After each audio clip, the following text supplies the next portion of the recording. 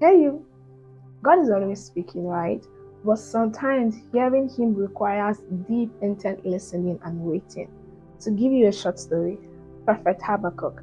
He is my example whenever I feel like God is not speaking and I am struggling so hard to hear God's voice and discern what He's saying to me as regards anything in my life or just as regards our relationship. Now, in Habakkuk chapter 1, Prophet Habakkuk lays some complaints to the Lord as regards things he didn't like, and we see a response from the Lord straight up.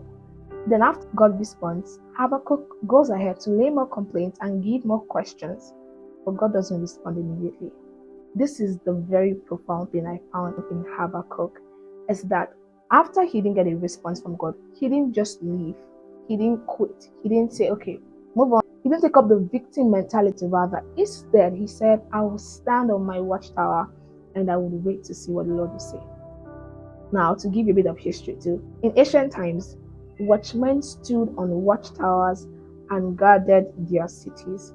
Now, I don't know if Habakkuk was just a spiritual watchman or if he was a spiritual watchman and a physical watchman. But what I do know from that scripture is that Habakkuk was saying, I will stand in my place of duty. I will stand in my place of assignment. And I am going to wait on the Lord and I am going to see what he will say. I am going to keep doing what I'm doing. I'm going to keep being obedient. I'm going to keep following the Lord. I'm going to keep doing what He asked me to do. But now I'm not just going to do it. I'm going to keep my ears and my eyes open to see what He will say to me.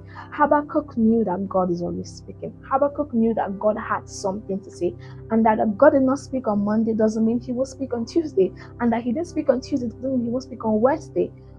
God would definitely speak, but how much are you willing to wait in your place of prayer? How long do you wait? As you go about your day, are your ears and are your eyes attentive to the little things, to what God is pointing at you?